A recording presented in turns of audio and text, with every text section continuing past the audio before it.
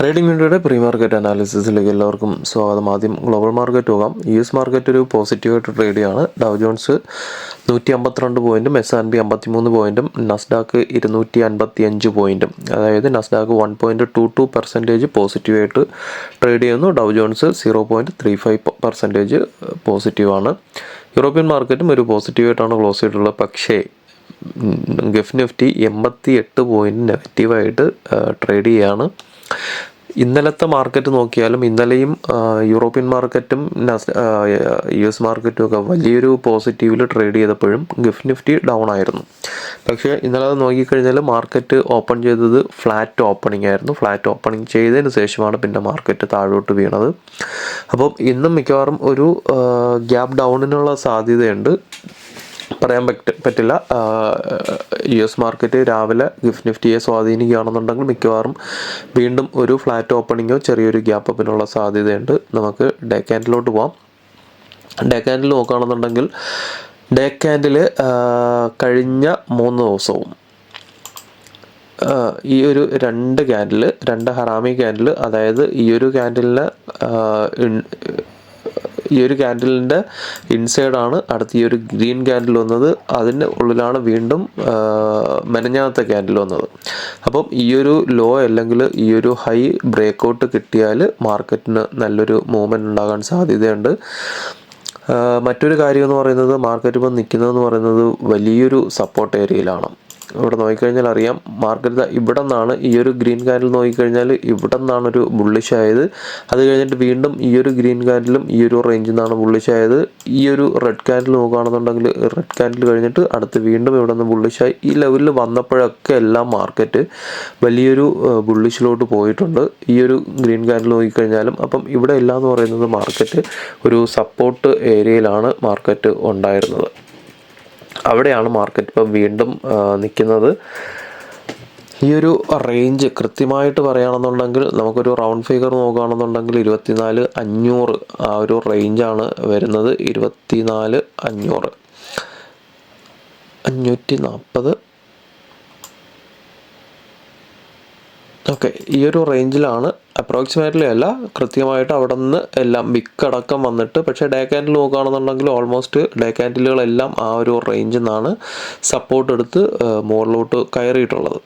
അപ്പം ഇന്നത്തെ ഒരു ലെവലെന്ന് പറയുന്നത് മാർക്കറ്റ് ഒരു ചെറിയൊരു ഫോളായാൽ പോലും ഈ ഒരു റേഞ്ച് ഇപ്പം സപ്പോർട്ട് എടുത്ത് നിൽക്കുന്ന ആ ഒരു റേഞ്ച് ചെറുതായിട്ടൊന്ന് പൊട്ടിയാൽ പോലും മാർക്കറ്റ് വലിയൊരു ഫോളിലോട്ട് പോകാനുള്ള സാധ്യതയുണ്ട്. ഈ ഒരു ലെവല് ഇങ്ങോട്ടൊന്ന് അഡ്ജസ്റ്റ് ചെയ്യുന്നു.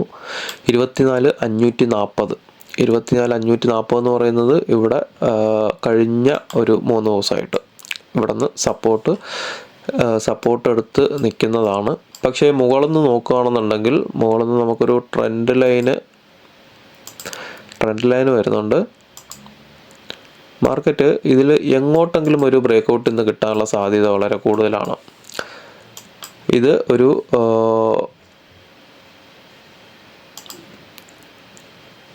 ലോവർ ഹൈ ഫോം ചെയ്ത് വരുന്നതാണ്. ഇവിടെ നിന്ന് ഒരു ലോവർ ഹൈ. പക്ഷേ ഇവിടെ നോക്കുകയാണെന്നുണ്ടെങ്കിൽ ഈ വീഴ്ച എന്ന് പറയുന്നത് കുറഞ്ഞു വന്നിട്ടുണ്ട്. ഇവിടെ നിന്ന് വീണതുപോലെയല്ല അടുത്ത് കയറിയിട്ട് വീണത്. അതുപോലെ തന്നെ ഇവിടെ നിന്ന് തിരിച്ച് കയറിയിട്ട് വീണതും ചെറുതായിട്ടാണ് വീണത്. അപ്പം ഇതിൻ്റെ സ്ട്രെങ്ത് കുറഞ്ഞു വരികയാണ്. മാർക്കറ്റ് ഈ ഒരു ട്രെൻഡ് ലൈനിൽ നിന്ന് ബ്രേക്കൗട്ട് കിട്ടുകയാണെന്നുണ്ടെങ്കിൽ മാർക്കറ്റ് നല്ലൊരു ബുള്ളിഷിനുള്ള സാധ്യതയുണ്ട്. ഒരു ഷോർട്ട് കവറിങ് റാലിക്കുള്ള സാധ്യത മാർക്കറ്റിൽ ഇന്നുണ്ട്. പക്ഷേ ലെവലുകൾ കൃത്യമായിട്ട് നോക്കുക. 24,540 ഈ ഒരു ലെവല് എപ്പോഴെങ്കിലും താഴോട്ട് 15 മിനിറ്റിൽ ബ്രേക്കൗട്ട് കിട്ടുകയാണെന്നുണ്ടെങ്കിൽ 24,540 താഴോട്ട് ബ്രേക്കൗട്ട് കിട്ടുകയാണെന്നുണ്ടെങ്കിൽ മാർക്കറ്റ് മിക്കവാറും വലിയൊരു ഫോളിലോട്ട് പോകാൻ സാധ്യതയുണ്ട്. എങ്കിലും ഈ 500 എന്ന് പറയുന്ന റേഞ്ച്, നമ്മൾ നേരത്തെ ഡേ ക്യാൻഡിൽ വരച്ച 500 എന്ന് പറയുന്ന ലെവല് മാർക്കറ്റ് റെസ്പെക്റ്റ് ചെയ്യും. കാരണം ഓപ്പൺ ഇൻട്രസ്റ്റ് അനുസരിച്ച് ഒരു 24,500 സ്ട്രോങ് ഒരു സപ്പോർട്ട് കിട്ടാനുള്ള സാധ്യതയുണ്ട്. 550 541 താഴോട്ട് ബ്രേക്കൗട്ട് കിട്ടുകയാണെന്നുണ്ടെങ്കിൽ പിന്നെ അടുത്ത് വരുന്ന ലെവലെന്ന് പറയുന്നത് 500 ചെറിയ ടാർഗറ്റാണ്. ഇതിനിടയ്ക്ക് മാർക്കറ്റ് എവിടെ വേണമെങ്കിലും സപ്പോർട്ട് എടുക്കാം. കാരണം 540 എന്ന് പറയുന്നത് ഈ ഒരു സപ്പോർട്ട് ലെവലും 24,540 ഒരു സപ്പോർട്ട് ലെവലും അതുപോലെ തന്നെ 24,500 എന്ന് പറയുന്ന ഓപ്പൺ ഇൻട്രസ്റ്റ് അനുസരിച്ച് അവിടെ ഒരു സ്ട്രോങ് സപ്പോർട്ട് കിട്ടാനുള്ള ഒരു സാധ്യതയും കൂടെ അവിടെ ഉണ്ട്.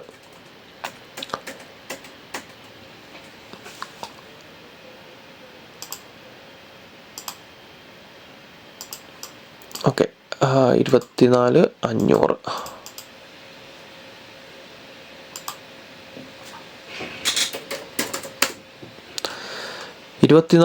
ബ്രേക്കൗട്ട് കിട്ടുകയാണെന്നുണ്ടെങ്കിൽ ഏകദേശം 24,400 വരയ്ക്കും മാർക്കറ്റ് ഇറങ്ങി വരാൻ സാധ്യതയുണ്ട്. 24,440, 440 വരയ്ക്കും മിക്കവാറും മാർക്കറ്റ് ഇറങ്ങി വരും.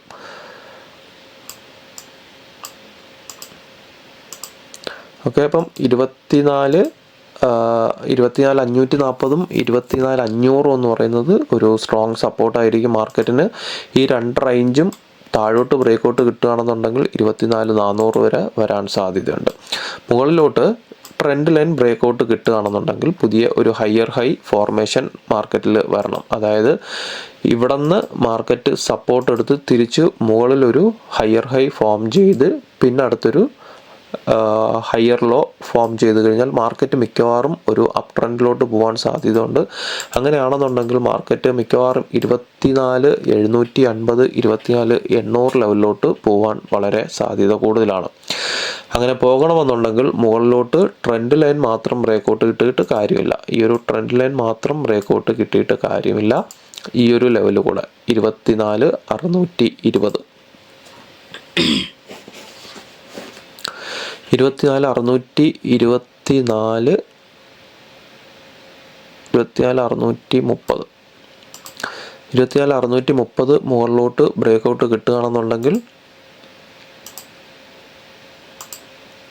അതായത് ഈ ഒരു റെസിസ്റ്റൻസ് ബ്രേക്കായിട്ട് പിന്നെ തിരിച്ചിവിടെ വന്ന് ഈ ഒരു നേരത്തെ ഉണ്ടായിരുന്ന ഈ ഒരു റെസിസ്റ്റൻസ് പിന്നെ സപ്പോർട്ടായിട്ട് ആക്ട് ചെയ്ത് മാർക്കറ്റ് മുകളിലോട്ട് പോകാൻ സാധ്യതയുണ്ട്.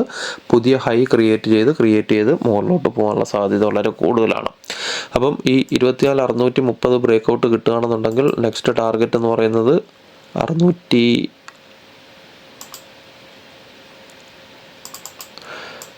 700 വരയ്ക്കും, 690.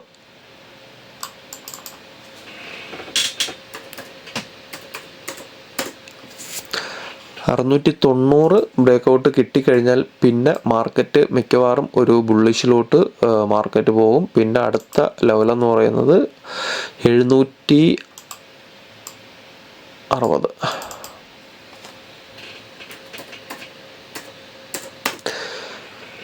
ഓക്കെ, അപ്പം ഇതൊക്കെയാണ് ഈ ലെവൽസ് എല്ലാം കൃത്യമായിട്ട് 15 മിനിറ്റ്സ് ബ്രേക്കൗട്ട് കൃത്യമായിട്ട് നോക്കുക.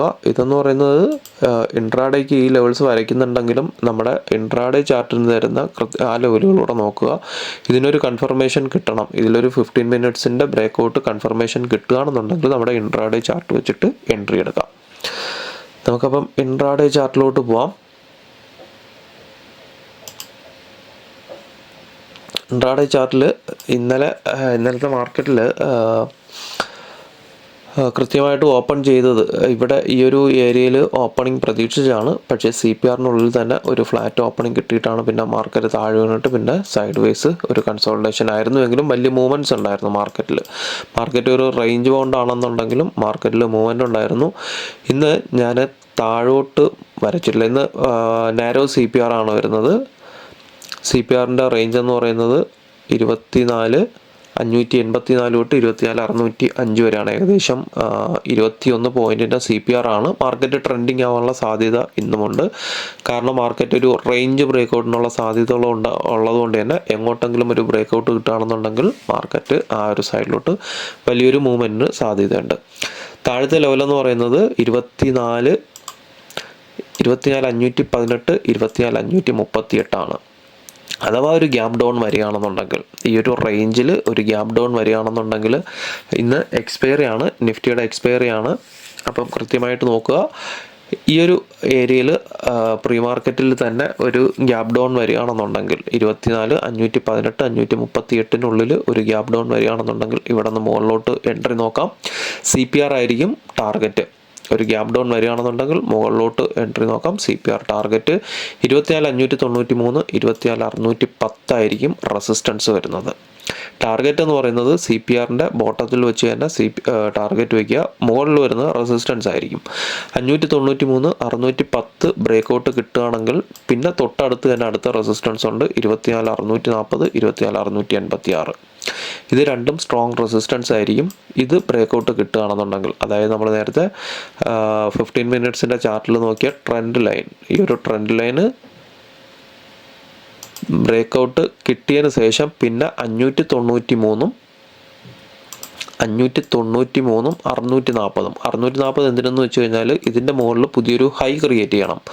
ഇവിടെ നിന്ന് പുതിയൊരു ഹൈ ക്രിയേറ്റ് ചെയ്ത് താഴോട്ട് മാർക്കറ്റ് വന്ന് അടുത്ത് സപ്പോർട്ട് എടുത്ത് 640 ബ്രേക്കൗട്ട് കിട്ടിയാൽ മാത്രം, അതായത് ഫസ്റ്റ് ഒരു ഹൈ ഈ ഒരു റേഞ്ചിൽ വരികയും അടുത്ത് മുകളിലോട്ട് പോകുന്ന സമയത്ത് ഇത് ബ്രേക്കൗട്ട് കിട്ടുകയും ചെയ്തു കഴിഞ്ഞാൽ മാർക്കറ്റ് ഫോർമേഷൻ മാറാൻ സാധ്യതയുണ്ട്. ഒരു അപ് ട്രെൻഡിലോട്ട് മാർക്കറ്റ് കയറിപ്പോകും. 24,718, 734 first target. രണ്ടാമത്തെ ടാർഗറ്റ് 24,782, 24,796. ഇതും ബ്രേക്കൗട്ട് കിട്ടുകയാണെന്നുണ്ടെങ്കിൽ ഞാൻ വരച്ചിട്ടില്ല 867, 885 ആ ഒരു റേഞ്ചിലോട്ട് മാർക്കറ്റ് കയറി പോകാൻ സാധ്യതയുണ്ട്. ഇതെൻ്റെ വ്യൂ ആണ്. ഒരു ഷോർട്ട് കവറിങ് റാലി നടക്കുകയാണെന്നുണ്ടെങ്കിൽ ഇത്രയും റെസിസ്റ്റൻസുകൾ ബ്രേക്ക് ചെയ്ത് മുകളിലോട്ട് കയറി പോകാൻ സാധ്യത വളരെ കൂടുതലാണ്. താഴോട്ട് 518, 538 താഴോട്ട് ബ്രേക്കൗട്ട് കിട്ടുകയാണെന്നുണ്ടെങ്കിൽ മാർക്കറ്റ് ഒരു ഫോളിലോട്ട് പോകും. അത് ബ്രേക്കൗട്ട് കിട്ടുകയാണെന്നുണ്ടെങ്കിൽ ലൈവ് മാർക്കറ്റിൽ താഴോട്ടുള്ള ലെവൽസ് ഞാൻ വരച്ചു തരാം. അപ്പം ഇത്രയൊക്കെ ഉള്ളൂ. ബാക്കി അപ്ഡേഷൻസ് ലൈവ് മാർക്കറ്റിൽ നമ്മുടെ വാട്സപ്പ് ഗ്രൂപ്പിലുണ്ടാവും. ലിങ്ക് താഴെയുണ്ട്. താല്പര്യമുള്ളവർ ജോയിൻ ചെയ്യുക. എല്ലാവർക്കും നല്ലൊരു ട്രേഡിംഗ് ദിനം ആശംസിക്കുന്നു. Thank you.